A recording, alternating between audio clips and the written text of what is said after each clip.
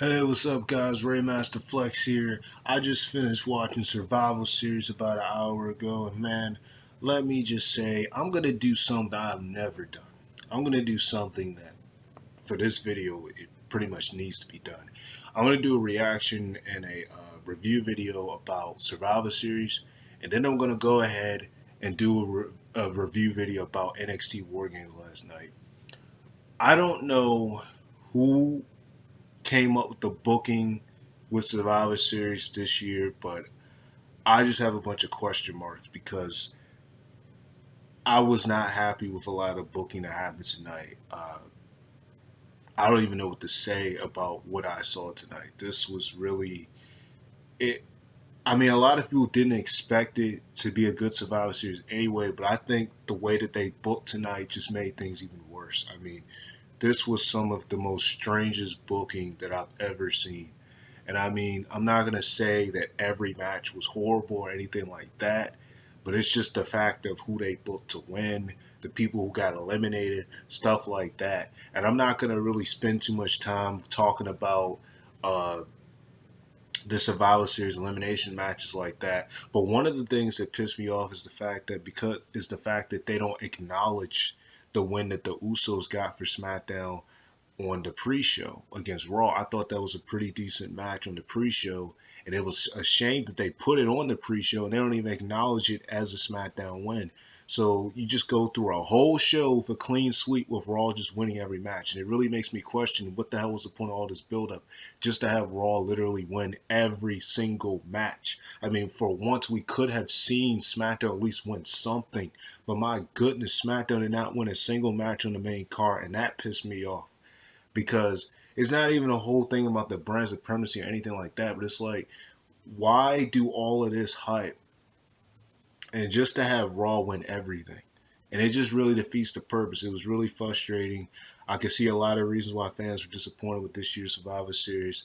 I was disappointed with this year's Survivor Series. I kind of expected some of those things to happen, but then some of it was very questionable. Some of it really pissed me off. But I'm not going to go in a specific order of what match from first to last. I'm just going in random order of what I talk about. So first off, let's talk about the women's elimination match. You had Alexa Bliss as the captain. Of course, she's not wrestling right now due to her concussion against Team SmackDown. Well, first of all, obviously you can see Nia Jax getting a lot of heat from the crowd because of what she did to Becky Lynch, which I can see why she got a lot of heat from that because she legitimately punched her, broke her nose. First of all, one of the things Naomi was like the first person to get eliminated, and I mean she got eliminated pretty quick. I didn't like that. Like before a couple of minutes went into the match, and Naomi got eliminated just like that. And then right after she got eliminated, then because Tamina eliminated her, then right after she got eliminated, then I think Carmella eliminated Tamina. And it just went on from there. I'm not really going to go through all the eliminations because I did see it, but I'm not going to go through all that. But that right there pissed me off because I'm like, they had some strange elimination choices with these elimination matches. Like, uh, even in the pre-show too, like Sanity got eliminated like really fast in the pre-show. They got eliminated right after Epico and Primo got eliminated. Of course, the Collins was gonna get eliminated, but the fact you pick Sandy next, that just shows you how much they've been wasting that team on SmackDown Live.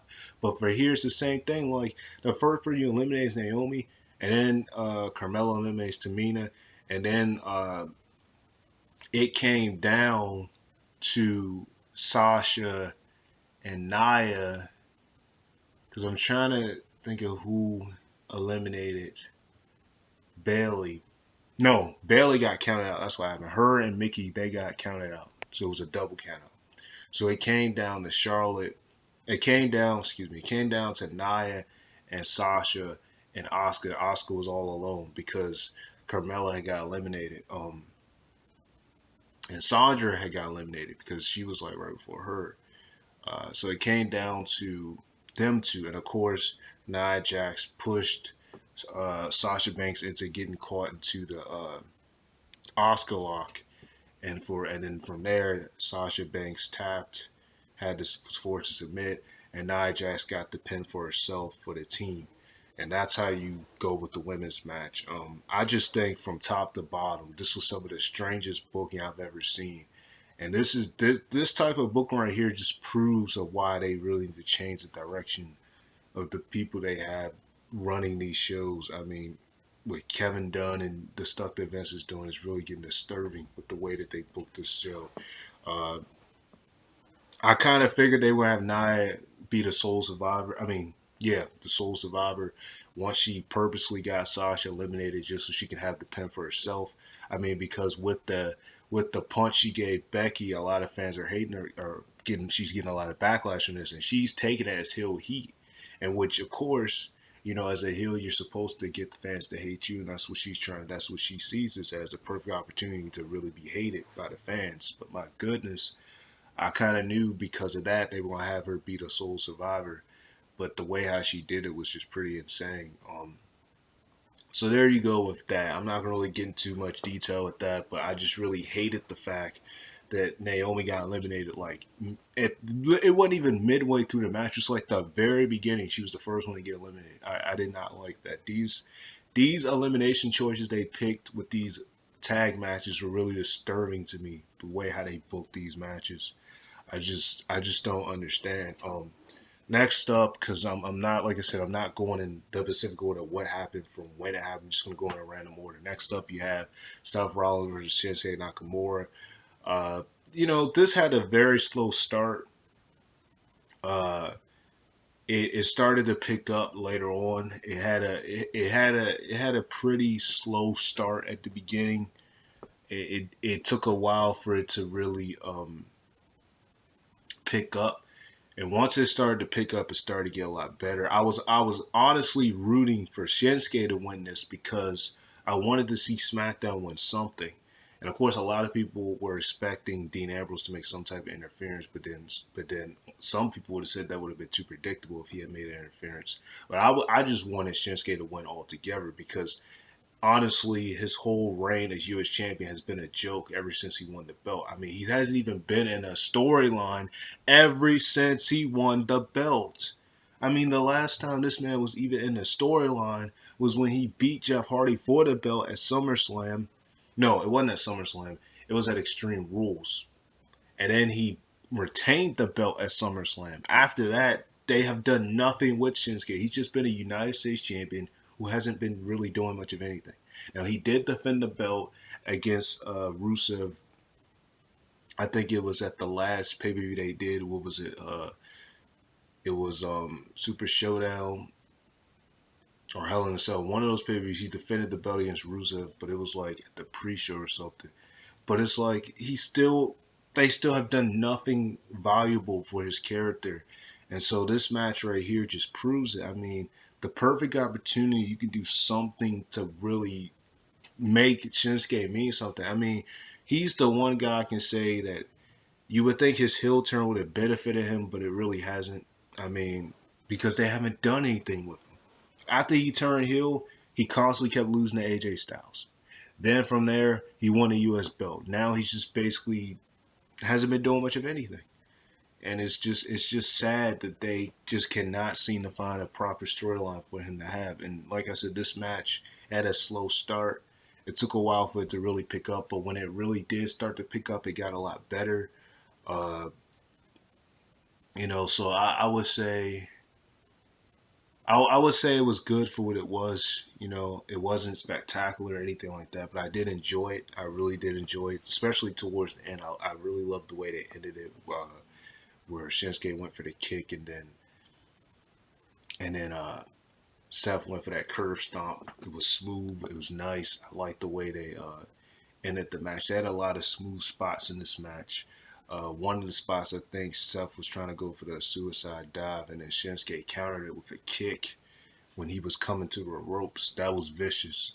Uh, so they had a lot of clean spots. Of course, when Seth climbed the ropes and went for the Falcon Arrow, that was pretty smooth. I mean, they had their moments in this match. Don't get me wrong; they definitely had their moments in this match.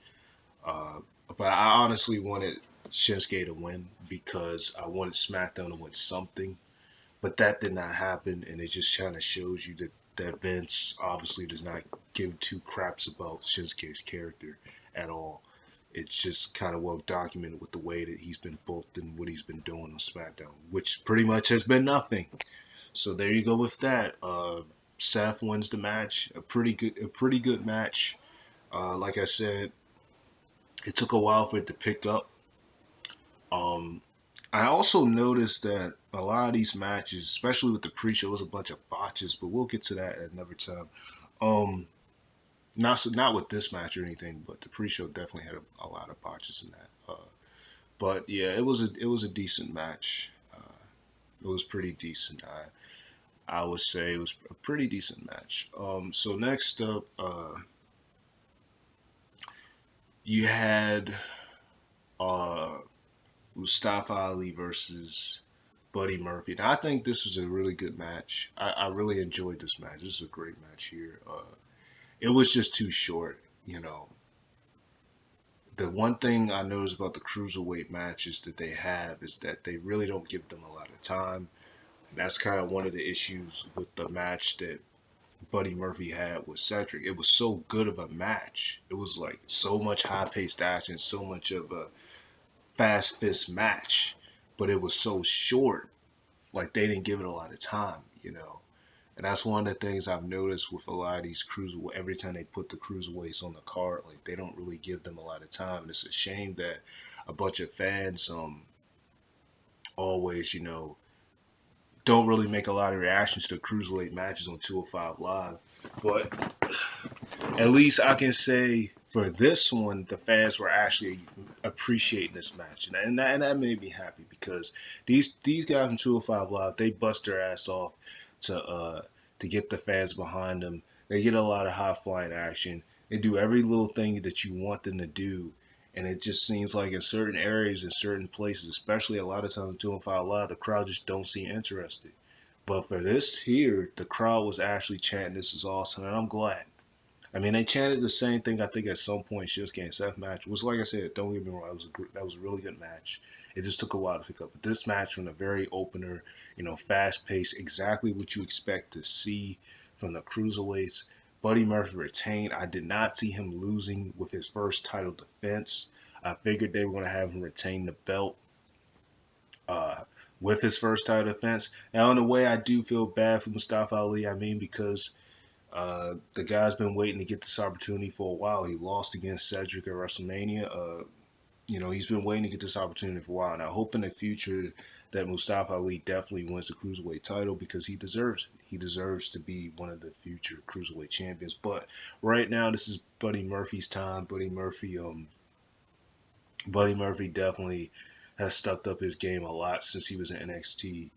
Uh, this is his time now. This is his time. So he's stepped up by a margin. So it's nice to see Buddy Murphy as the cruiserweight champion along away from Cedric. Cedric was a really good, a really great cruiserweight champion in my opinion when he held the belt. But but now it's Buddy Murphy's time. Cedric had some classic matches as cruiserweight champion, but now Buddy Murphy is doing the same thing. So there you go with that. Buddy Murphy retains the cruiserweight belt.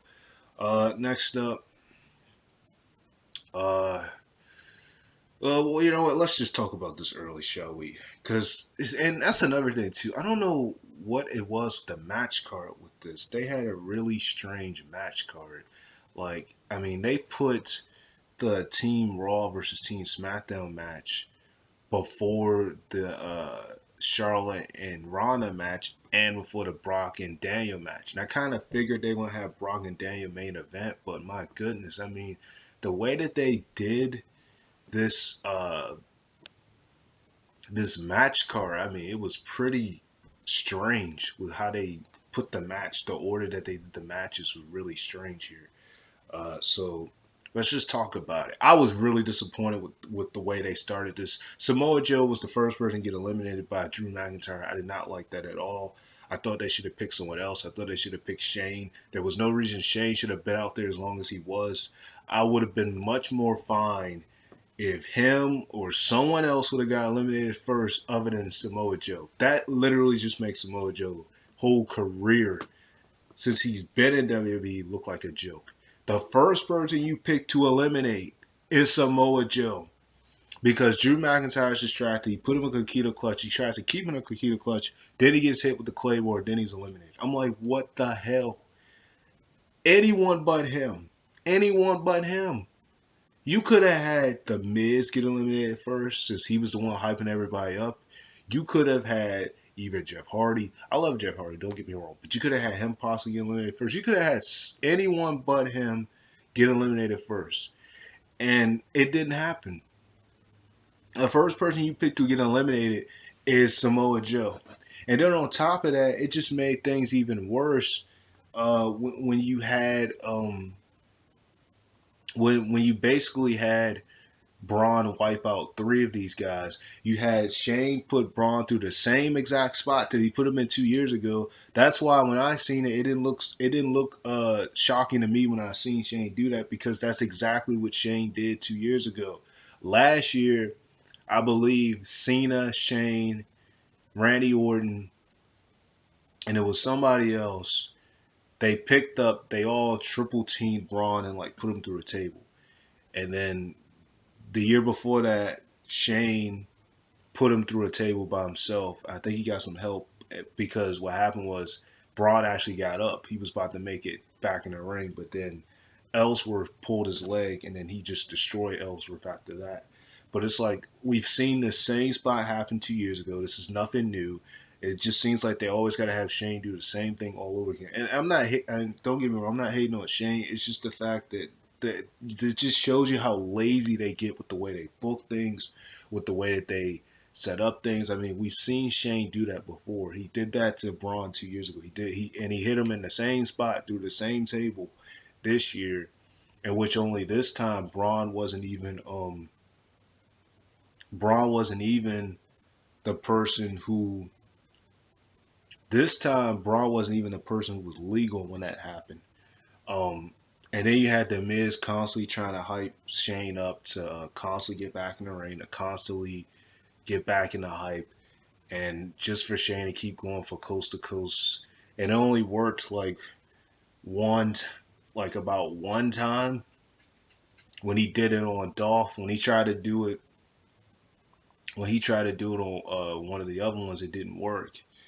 And it just Finn was in there for a while before he got eliminated. And one thing I noticed about the commentators this time is that they weren't really picking sides, and they kept the same commentators throughout most of the matches. I mean, they only showed Tom Phillips and Byron really during the pre-show, during most of the matches. They didn't even have them out there. It was mainly just Michael Cole and Renee. It's like, what's the purpose of all calling it brand supremacy and stuff, and you got two commentators you're not even showing, that's not even there, and then two of them that are. I mean, that to me just didn't make any sense at all.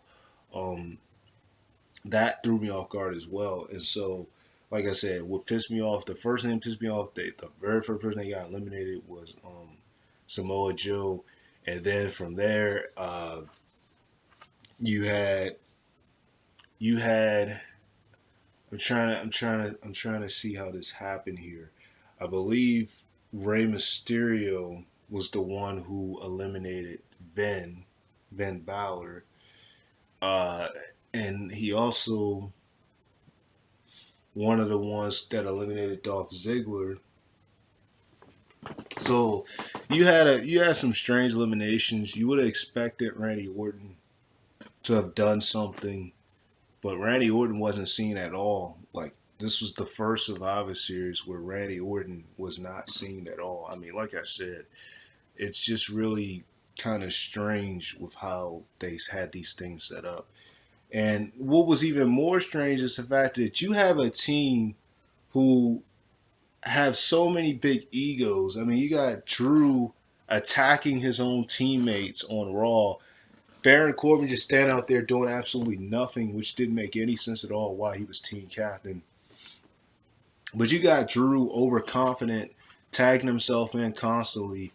Then he gets into a fight with his own team.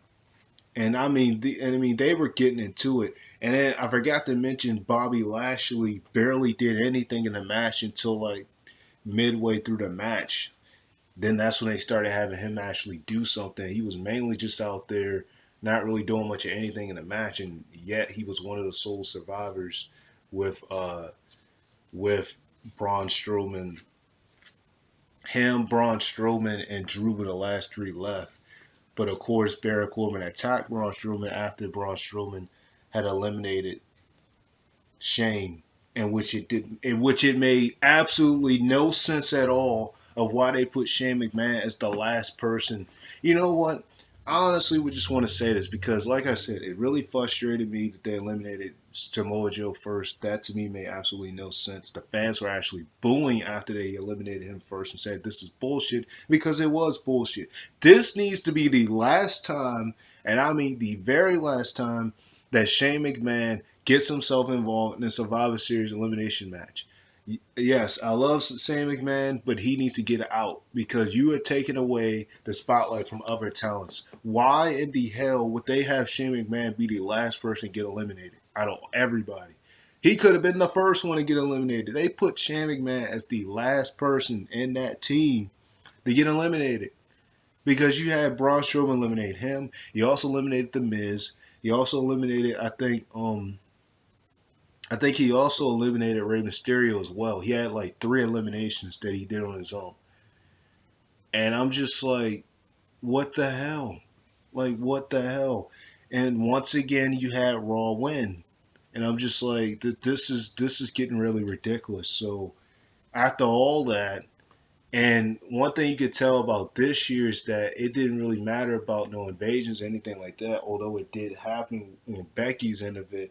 It was more so just teaming the team together and then beat the hell out of each other after that. Because literally after Raw won, that's exactly what happened. Baron Corbin attacked Braun from behind, and then they snuck and left. I mean, I just don't understand it. I don't even understand why Shane was out there as long as he was. Shane should have been eliminated a long time ago in that match. There was no reason Shane. And you know what? This is the same thing they did last year. Shane was the last person left. I don't know why they keep doing this, having Shane as the last person left. They did this last year. They had Shane as the last person left, and he got eliminated by Triple H because Triple H wanted to sabotage the moment from Braun, tag himself in just so he can get the pin for himself. Why do you keep having Shane as the last person left? Seriously. See, this is one of the problems that I have. Like you constantly keep wasting young talent from these guys that have been out here for a much longer period. Like Shane, it was no reason for Shane to even be on the Survivor Series team this year. He does not need to be on Survivor Series every single year. And it was no reason for Shane to be the very last person eliminated again. It doesn't make any sense to me. It really was no reason why the Raw should even won again to me. I just find it ridiculous that they even had it go like that. That just shows you that Vince obviously gave two shits about the fans winning for this pay per view because his booking was all over the place with this one. It's some really strange booking from the Naomi getting eliminated first on Team SmackDown to the fact that Samoa Joe got eliminated in like mid minutes from Drew. It just didn't make sense to me. It was no better last year because you had John Cena eliminate Samoa Joe and Ben. No, I think he eliminated Samoa Joe and Kurt Angle had eliminated Ben Balor. Some stupid mess like that happened. It was something like that happened. I don't know. No, that's not what happened. That's not what happened because Cena was on SmackDown, so it was Cena who eliminated. I think he eliminated Joe. It was something crazy that happened, some crazy mess. But bottom line is that I just don't understand this. They had Raw win, but the bottom line is that the way that they had these eliminations were really questionable. Shane shouldn't have been out there as long as he was. It was a lot of things I really question about this. Ray was looking pretty decent. I didn't have a problem with Ray. The Miz was acting as if he was a babyface with this one, but uh, you know, it is what it is. Oh yeah, I forgot to mention in the women's match. The only funny thing about it in the women's traditional matches when Charlotte was when Carmella did her little dance break. But then that didn't last very long. Then backstage, at a moment where R-Truth came out, thought that he was a part of Team Raw, which is pretty funny. I mean, R-Truth is always funny. But anyway, those are little side notes just thrown in there. But Team Raw won that. I don't even know what to say about it. I don't know. It was the eliminations were really questionable with how they did that one. Next up, oh boy, what next? You had Charlotte versus Ronda. Now, up until the ending, in which I kind of knew it was going to end in DQ or counter, I knew it was going to end in some slimy type of way because they're not gonna. They weren't. They didn't want. Here's the thing. They didn't want Ronda to lose clean, and they didn't want Ronda to lose clean, and they didn't want Charlotte to get pinned either for her to lose in a clean way. So they had to have something happen that was outrageous. And let me just say this: up until the point of where Charlotte got the kendo stick and hit her with it, I actually thought this match was very competitive. I thought this match possibly was my favorite match of the whole night, nearly. I mean, that's my opinion. You don't have to agree with me on this, strictly opinion. But I think it was getting to that point because it was a really great, well constructed match. It's kind of the same way how I said Seth and Shinsuke was, how it was slow paced, but it started to pick up, and that's what made it get good. I mean, that's how this was. But it wasn't even really slow paced to begin with. It was very competitive from the opening bell. But man, I can just imagine if Becky didn't have a broken nose, how they would have booked her in this match if they would have had her as vicious as they had Charlotte, because you could just see in the match that Charlotte was just really vicious. She was just really just had a whole new demeanor in this match. I mean, people had been wanting Charlotte to turn heel, and that's exactly what happened. Charlotte turned heel, got herself DQ'd. You had multiple times that Ronda kept trying to go for the armbar during the match. Ronda kept trying to go for the armbar in multiple occasions in this match, and Charlotte went for the figure four. She couldn't bridge it to the figure eight, but she went for the figure four in a couple of occasions. It was just a bunch of hard fist action in this match, and Charlotte ended up making Ronda bleed, which was pretty insane right there when that happened. I mean, I was like, oh my goodness. Uh, and you could just see Ronda's chest from the chops and just everything. This match was absolutely insane. And then that one spot where Charlotte actually hit Ronda with that spear, the way the camera angle did it was just perfect. I mean, Ronda turned around, got hit with a spear, and that was one of the most hardest spears I've ever seen Charlotte hit before. That was an amazing spear I seen. Like, I was like, holy shit. I mean, that match was insane. The crowd was actually chanting, "This is awesome" with that match too. That was a really, prior to the DQ, that match was actually something. Hard fists, hard fighting, just everything. A really good match, a really great match up until that point. And like I said, I expected a DQ. I expected something like that to happen, so I wasn't surprised that it happened. I just wanted to see how long it was going to go. But from the time it went, it was absolutely amazing. Charlotte took Ronda to the limit in this match. I mean, Ronda barely got any offense in this match. Ronda got most of what Ronda was doing throughout this match was mainly trying to go from the R bar. That's literally what she was mainly doing throughout the whole entire match. And then she just kept, tossing her around with the judo throws, constantly using the judo throws as normal. Doing the normal stuff she does. Uh, and she went for one of her signature moves. I forget what it's called. But that's mainly what she did. But you can see that Ronda, this is like the most abuse that Ronda has taken uh, in a match. And I mean, it just got worse when the match ended. I mean, when the match ended, it got 10 times worse because then you had Charlotte attack with a kendo stick multiple times, you know, grab a steel chair, do the natural selection on her through the steel chair, then grabbed the steel chair again, was attacking the refs, freaking put her neck through the steel chair, kicked her neck through the chair. I mean, oh my goodness, this was the most vicious that we've seen Charlotte in a long time. And I mean, Charlotte was a heel at the beginning of last year, but then she turned babyface, like after WrestleMania, a little after WrestleMania last year is when she turned babyface. And a lot of people were saying that she needed this tune up, she needed this change in character. But now the question is did they do this because of the fact that Charlotte is on SmackDown, Ronda's on Raw? If they did this so they could set up the whole four horsewomen thing, because I mean you can't really do anything right now because there are two different brands to really continue to build this storyline. So the question remains: is it the rumors about the four horsewomen thing? Is if that's what they're actually doing? Because with Ronda getting beat like this, I mean, you would really think that that's what they're going for. They're doing something where this storyline is going to escalate even further. Because I can imagine if Becky wasn't injured, what they would have had Becky do to Ronda instead of Charlotte, because now this would pretty much make Becky and Charlotte allies. Uh, they probably have come as a unit now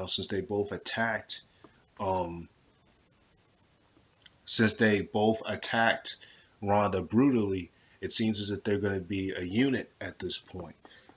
Now, because Bayley and Sasha are baby faces on Raw, you don't really know what they're going to do with them between now and WrestleMania. But the question remains: I want to see what's going to happen next with this storyline. If they're how they're going to go about it, because there are two different brands. They're not on the same show, and the way that Charlotte attacked her is the type of thing you would if they were in the same show, it would continue. And I mean, her the way she, I'm gonna just say this: the way she turned heel was even worse than a lot of the heel turns I've seen this year. Or her heel turn and Daniel's heel turn, in my opinion, so far are like the best two I've seen. When Dean turned heel on Raw, it was a pretty good heel turn. At the time he did it, at first I didn't understand it, but I look back on it, I see why they had him turn heel that night. I see exactly why they made him do it, because it was going to catch the fans off guard, and that's exactly what it did, and it worked to his favor. Now, are they doing anything to make his heel turn get any stronger? Not really, but we'll see how far they go with it.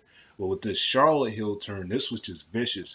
I think this heel turn was about as vicious as the one Randy Orton. Now, Randy Orton had technically turned heel when he came out, and right after the Shinsuke and Jeff match, hit Jeff right in the near end, right in the balls, just right in the balls.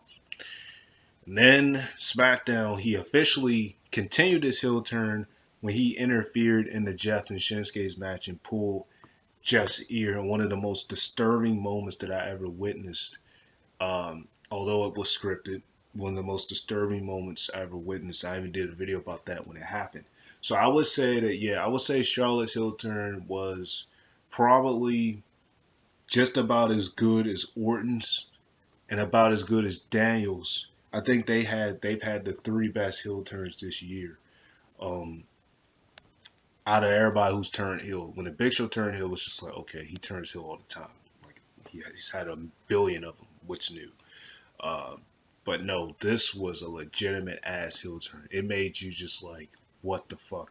And the crowd was chanting, "Thank you, Charlotte," which is funny because they were just chanting, "Thank you, Becky," when she turned heel on Charlotte. Even Becky's heel turn was not that brutal. When Becky supposedly turned heel at SummerSlam, even that wasn't as brutal. What she did to Charlotte was nothing compared to what Charlotte did to Ronda. What Charlotte did to Ronda was just plain vicious. What they had her do to Ronda was plain vicious.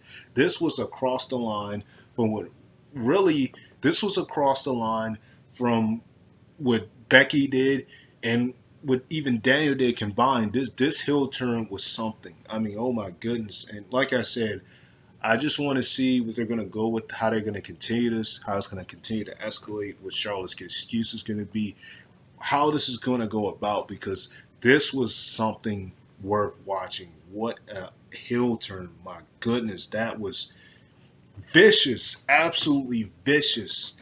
Um, and like I said, the match was really good. The match was great. The fans was chanting, "This is awesome." It was an amazing match. But then she hit her with his kendo stick. Once again, caused Raw to win. That's why I said I didn't like the booking with this whole night, because Raw literally won every single match, because they don't count the pre-show as a win for SmackDown, and that part was really annoying as hell. And this was just absolutely insane. I mean, oh my goodness, Charlotte is officially a heel now, and man, I don't know what to say. Lost for words.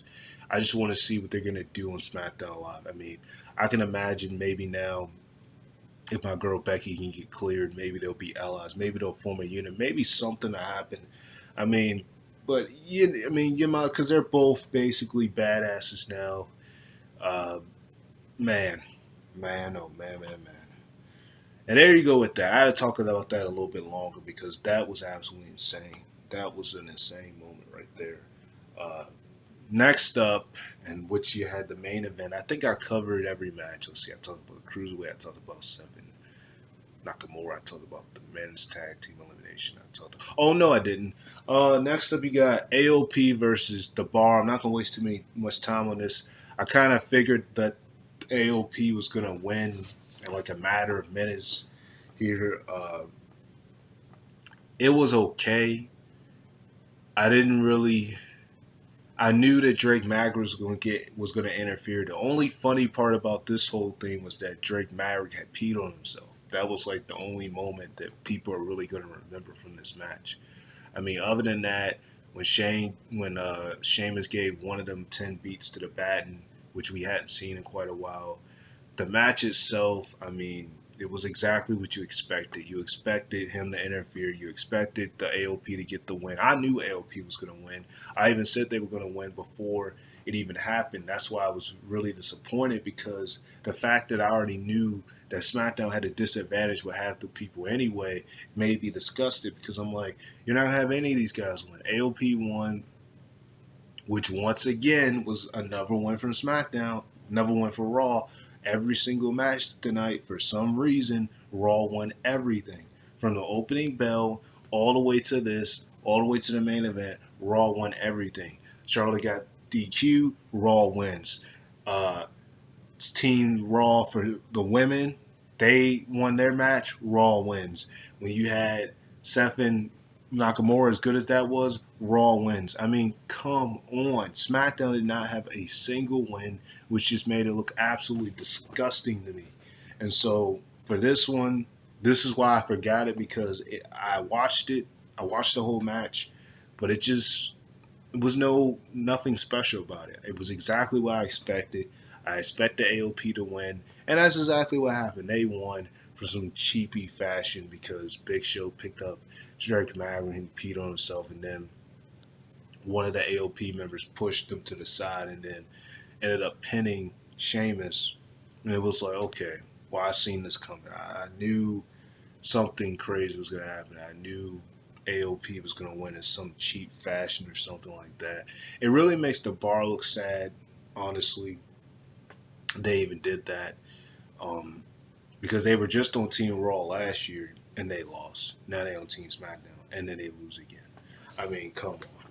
So there you go with that. AOP beats the Bar in some cheapy ass fashion, whatever.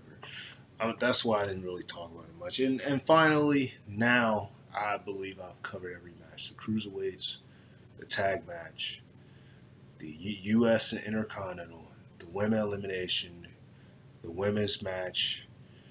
Uh, I think I covered everything now. Finally, now you got Daniel versus Brock Lesnar, and what really started off as a squash match. Uh, I kind of figured they were gonna have Daniel get his ass beat throughout half the match, but then things started to turn around when the ref when they bumped against the ref and Daniel went for the low blow and went for a running knee. I knew Brock was not going to lose this match. Now, compared to one of the things I didn't like about this, and this is the thing that pissed me off, and this is what I didn't want. Yes, Daniel is a heel. Yes, he is a heel as clear as day. But I did not want to see this as one of those matches where Brock. Now, some people did because of the fact he turned heel against AJ, but I didn't want to see him just get his ass handed to him throughout half the match. And that's basically what happened up until the ref fell, and then he hit him with the low blow and went for the running knee. Brock kicked out, and from there, he just kept going. He just kept going. And that's when the match started to get somewhere. But if you really look at it, the main things that Daniel did in this match was constantly attack Brock's knee, constantly, constantly. He hit him with two running knees actually, and he put him in the yes lock. So those were like the main things he did. But other than that, Brock pretty much had most of the match to his favor because he could have just won when he went for the first F5, but he didn't finish it. And that's the only reason why I think the AJ match with Brock was slightly booked better. Because with this match, yes, you did have him dominate AJ throughout half the match last year, but you had AJ get a lot more offense in compared to this one where you really only had Daniel do for so much. But it still made Daniel look, I guess you can say, look good for what he did get in. But at the same time, it was just like, man, you know, wow. But Daniel did look okay for what he did get in. I expected it to be a squash match, and that's pretty much what mainly happened. But then when Daniel started to get underway, Brock hit him with the F5, and then that was it. It was bullshit, honestly. Because once again, Brock Lesnar, the man who gets paid the most money out of every fucking superstar in WWE, this for some reason he gets the biggest paycheck as a part timer, just had to get the W against Daniel Bryan. It was too unbelievable for them to have Daniel actually make Brock tap. I wanted to see Brock tap, but at that point it wouldn't even have mattered because SmackDown had already lost every single match. So it wouldn't have even had mattered if Daniel won or not because they would have still lost anyway. It was just absolutely ridiculous the way they booked it this year, having SmackDown lose every match, every single match. And for this right here, like I said, you had Brock Lesnar go for the F5, the second F5, and that was it. Like I said, right when the match was actually getting somewhere, right when the fans actually thought Daniel was going to win because he started to kick Brock's ass after a while. Brock was beating his ass throughout half the damn match, and then once once Daniel got that open spot, it started to pick up and actually get somewhere. And you almost had that hope, and you almost thought that Daniel was actually going to win, but then it didn't happen. And it was exactly what I expected. The same way AJ lost last year was the same way I expected Brock to win this year. Which is funny because it's funny how Brock wins his Survivor Series matches as a part timer, but when he was a full time wrestler, he lost his Survivor Series matches back to back years. They had him lose against the Big Show in 2002 in his debut Survivor Series match, which was his first loss in the WWF at the time. And then you had him lose on Team Angle when he got eliminated by tapping out in 2003. And then he came back and lost to Goldberg in 2016 in one of the most embarrassing, shortest matches of Survivor Series history in about a minute and 20 something seconds. And it took for last year and this year for him to get two W's as a part timer. It's just absolutely sad. But like I said, it was exactly what I expected. Overall, Survivor Series, I was pretty disappointed. I hated the eliminations that they did. I hated the way they did the eliminations. I hated the fact they didn't count the team Usos versus team Chad Gable and Bobby Roode as part of a SmackDown win. It was like I said, it was a good match on the pre-show. It was a couple of botches, but I really enjoyed that match. The show overall, though, I was kind of disappointed. I would say the three matches that stuck out to me in this whole entire show for Survivor Series was I liked the cruiserweight match. I thought that that was a pretty decent match, even though it was short lived. I liked it for what it was. The Seth and Shinsuke match, uh, I was upset that I was pretty blown that they didn't have uh, Shinsuke win this match, but and it had a slow start. But when it really started to pick up, it was something worth watching. And the Charlotte versus Ronda match, which in my opinion, if it weren't for the Kindle stick, which I kind of seen it coming, I think this match would have actually been the best match of the whole entire night.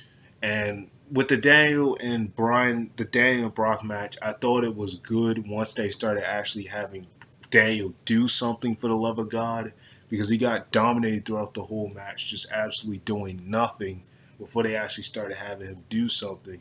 So, I thought that once they had Daniel do something, that the match was actually worth watching.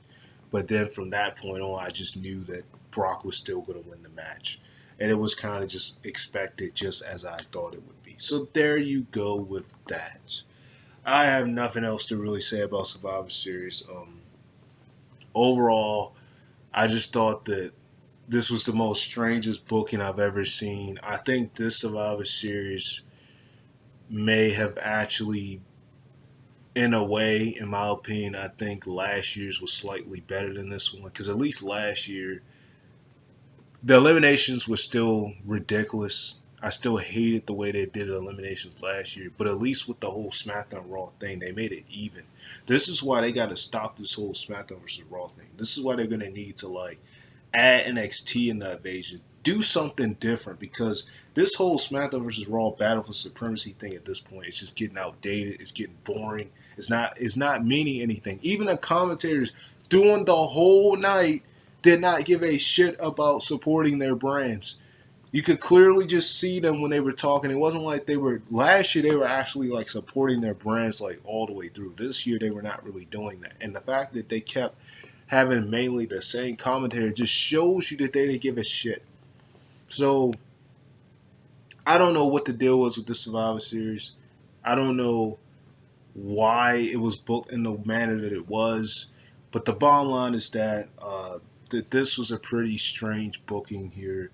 Uh, I don't even know what to say, honestly. Like I said, I think the Daniel and Brock match, once Daniel actually got some offense in, it started to get really good from there, because you actually thought for a couple of moments that Daniel was going to win the match. But I knew he wasn't going to win it, but I just wanted to see how far they were going to go to have us believe that he was going to win it. Because when he put him in the yes lock, which he had him in the yes lock for quite a while, you kind of thought right there that he was going to win. But you knew that they weren't going to have Brock tap. You knew they weren't going to have him do that, especially now. So that was insane once that happened. And I mean, it just got crazy from there. So there you go with that. I I have nothing else to really say about Survivor Series, man. Like I said, it was only three matches, in my opinion, of the whole night that I thought that were the best ones. The other ones I was pretty disappointed with. The main event, I think it was a good main event for what it was. You kind of expected Brock to win, so that was nothing new to me. I knew Brock was going to win, so then it's nothing. It's like I already saw that coming. So now I'm going to switch gears here, because this just needs to be done. But I'm going to talk about NXT Takeover War Games, because after watching Survivor Series, and this is not like me hopping on the bandwagon oh, War Games NXT is going to be better than SmackDown. I mean, be better than the main show. No, legitimately, War Games was better than Survivor Series by a long shot. And I've always been a supporter of Monday Night Raw and SmackDown Live, but it's just the fact that the issue I have with Survivor Series was just simply the strange booking that they did. I mean, I just don't understand. I will never ever stop being a wrestling fan, no matter what. But I don't understand this strange booking that they did with Survivor Series. This was one of the weirdest bookings I've ever seen with a lot of these matches. It just, in my opinion, it didn't make any sense to me. So let's just switch over to War Games. A phenomenal show. I think every match delivered here. First, you had Mike Riddle beat Cassius Ohno in like a couple of seconds. off guard. That's how they started off the show. You know, it is what it is. It was a short match. Some people would say that it was a squash. Uh, you know, but I don't know. I guess you could say the only thing about this is that it caught him off guard, so he wasn't expecting it. So there you go with that. Uh, you've had you had you had you had Johnny Gargano go against Aleister Black. Johnny Gargano has really had some of the best matches on the NXT takeovers for the last couple of takeovers. And it's a shame that his best matches have been the ones he's lost. I mean, one of the greatest matches of all time, in my opinion, when he went against Adonis Ciamas at NXT Takeover in Philly, that was phenomenal. And you actually thought that he was going to win the belt from Adonis Ciamas in Philly when he faced him at NXT Takeover then, and it did not happen. I mean, with the performance that Johnny Gargano puts at NXT, I could just kind of tell that when he does come to the main roster, I'm going to feel even more sorry for him because the amount of pay-per-views he's losing on TakeOver is probably going to be even worse when he gets on the main roster. They're probably not even going to have him win but any pay-per-views, but he is a phenomenal performer, a phenomenal performer. And in this match, you could call him like the anti-hero because people say that he technically is not really a heel. He just kind of did that just so he can keep his eyes on Tommaso Ciampa, and that's basically what he did. But it was a lot of hard fist action this match. This match was some hard fist action. I mean, Aleister Black, you got to give it to him. This man is a badass. I was hoping that Johnny Gargano could win. I was hoping that I was actually rooting for him to win the match because Johnny Gargano has not won an NXT Takeover match since we went to Chicago. That's the only time he got a win on NXT Takeover out of all the NXT Takeovers he's done this year. That was his only win when he faced Tommaso Ciampa in Chicago.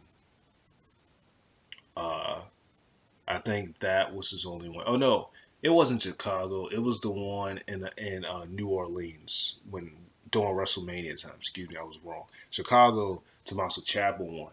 It was the one in New Orleans that he won. That was his only NXT Takeover win. And since then, every NXT Takeover he's been in, he keeps losing. And I was actually hoping for him to win this match against Aleister Black, and it didn't happen. But I mean, the match was still a really great match. The match was absolutely phenomenal. I was really hoping though that Johnny Gargano could at least get one win, another win in NXT Takeover, and it didn't happen. Mainly because I just don't like the fact that Aleister Black. It seems like every time he's in a Takeover match, he always wins. I mean, literally, I have not seen this man in a Takeover match where he did not win. Every Takeover I've seen Aleister Black, and he always seems to win. And this just seems like the one time that they should have given Johnny Gargano his moment. But like I said, the match was perfectly fine. I wish Johnny Gargano could have won because it would have made him look even more like a badass as an anti-hero or heel, whatever you want to call him. But it was still hard fist action, fast pace, everything you want to call it. Still an absolutely amazing match. Still absolutely phenomenal. Still all of that. So hands down, it was a great match. And in the end, you had, like I said, Aleister Black went with two black masks, not one, but two. What a way to end the match. Johnny Gargano hit him with the DDT from the ropes on about two different occasions. So these guys were just kicking ass in this match. This is what you want to see. This is what makes you be proud to be a wrestling fan for a type of matches like these. Absolutely amazing match here. Also, you had Kyra Shane versus um, Shayna Baszler. Forgive me if I'm not saying these people's names right for the NXT Women's Championship. I think this was a good match too. This was a pretty good match too. I didn't have an issue with this match. Of course, the interference made it really annoying because that's what annoyed me with Evolution was the fact that her UFC women kept interfering in the match, which is what killed it for me. but that's actually what caused her to win the first fall because Kyra Sane had submitted in the first fall, and then she got the second fall, hitting her with the elbow from the top ropes, and then Kyra Shane got the last fall. Now I do like the way they ended it though; it was very creative. Kyra Shane came from the top rope, went for the elbow, but then Shayna Baszler reversed it and actually ended up pinning her and retained their belt. So I do like the way they ended the match. It was very creative. I think the way they ended the match was pretty insane. I think the way they ended the match was just absolutely crazy. Uh, but it was still a good match. It was still a good match in the show. I don't think not a single match in this show uh, was a bad match. I think every match delivered in its own way. And then the match that truly was even more phenomenal, the Velveteen Dream versus Tommaso Ciampa for the NXT Championship. What a match! I've been, I've had the honor of actually meeting Patrick Clark in person.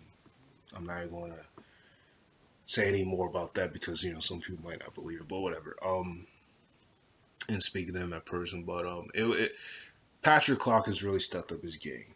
Um, and every takeover he's been in, except for the match he had with EC3, I don't think that's the crazy thing. One thing about the Velveteen Dream is that his best matches have always been the ones that he lose. Like the ones he win aren't as good as the ones that he's lost. Like the match he had with EC3 at Takeover, it was a decent match, but it wasn't like one of those matches that has a lot of replay value. And then when you look at the match he had with Cassius Ohno at NXT Takeover in Philly, it was a decent match, but it wasn't a match worth replay value. But the matches he's lost, like this one to Tommaso Ciampa, had you truly believe that he was going to win the belt. And he came out as like Hulk Hogan. He came out like as Hollywood Hulk Hogan, mimicking him, paying homage to, mimicking him, trying to, use his moveset and stuff like that. Some people weren't very happy about that, but I didn't have an issue with it. Some people say he steals a lot of other people's gimmicks, but I mean, if someone else does it, you're going to complain then. I mean, people complain about everything these days. And then some people say his character's gotten stale. I mean, the Velveteen Dream, from what I've seen, he stepped up. People can say what they want about him, the haters. There's always going to be haters no matter what person you are. There's always going to be some haters and things like that. But I think the man has stepped up big time. And this match proved it here. I knew Tommaso Ciampa was going to win. No one really expected Patrick Clark to win the belt. Everyone knew that Tommaso Ciampa was going to retain. I mean, no one actually expecting him to win the belt just for the fact that Tommaso Ciampa is like the leader of NXT in the locker room. It's also the fact that storyline wise, it would just be no other way to really continue with it if they were to have the Velveteen Dream to actually win the NXT Championship. But I do think that the man in the future could be an NXT champion, but right now it was just not the time to have him win the belt. And it wasn't surprising that he didn't win the belt, but I just like the way they had us believe that he was going to win the belt with all the offense that he had in the match and all the near falls that happened in the match is what made us actually believe that he was going to win the NXT belt.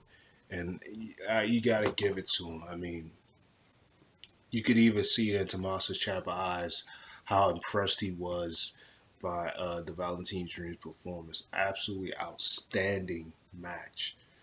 And then you had the main event, the War Games itself, with the team, the War Raiders, and the Ricochet and Pete Dunne against uh, against the whole.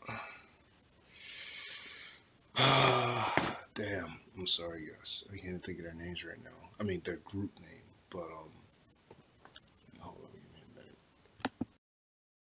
a minute. Undisputed Era. Man, I don't know why. So I'm just going to say that. So it's the War Raiders, Pete Dunne, and Ricochet versus the Undisputed Era.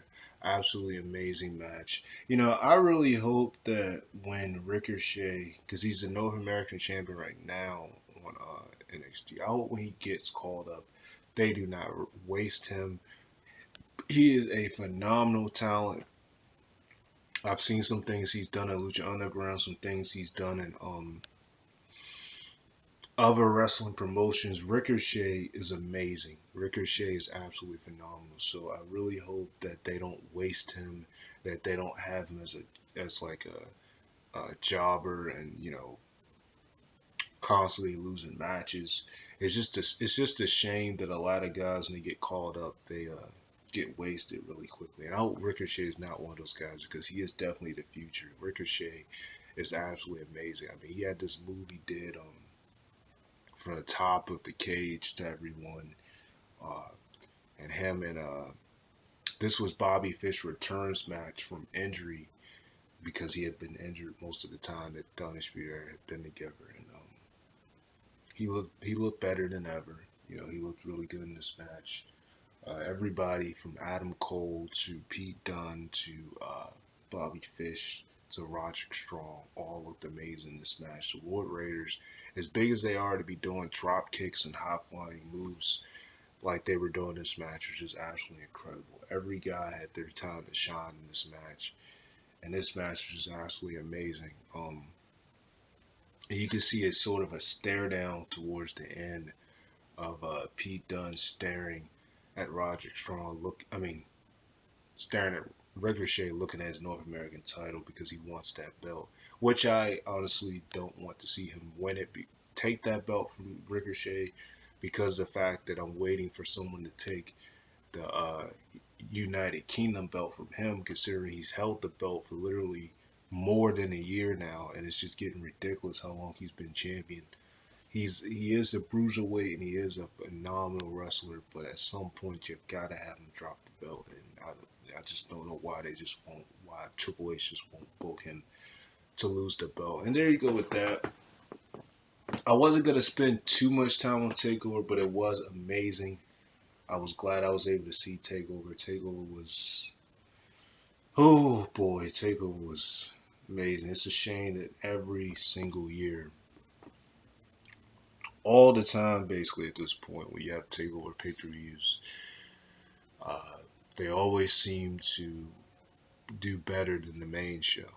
And that's sad because Survivor Series for so many years have been very valuable. It's always meant something. Survivor Series, uh, you know, it was one of the very most traditional pay per views. But this year, I mean, I don't know what it was. They just had some really questionable booking. Really questionable booking. I'm not gonna say it was one of the worst Survivor Series of all time. Now, some people say this is one of the worst Survivor Series of all time. But they had some really strange bookings. And out of an online NXT takeover where every match delivered, in my opinion, um, for Survivor Series, I would say only three matches delivered, and the main event was what it was. And as far as everything else, I was highly disappointed with the way that they did the eliminations. And we are at an hour and 3 minutes in this video. I did not intend on this video being that long, but I knew by me doing a review of both uh, shows it was going to be this long. So there you go with that. Hopefully you guys enjoyed this. I'm going to wrap it up right here. Thanks. So sign off, Raymaster Flex. Let me know what you guys think about Takeover and Survivor Series. I thought Survivor Series. I don't know. I don't know. We'll see what happens on Raw tomorrow night. Well, tonight. And SmackDown Live. We'll see what happens. So there you go with that. Sign off, Raymaster Flex. Um, I hope you guys enjoyed this video. Make sure to, stay tuned for more. I'm gonna try to get more in the game with these videos since I'm slowly being done with the semester or whatever, college. So like, comment, subscribe, and I'll talk to you guys another day.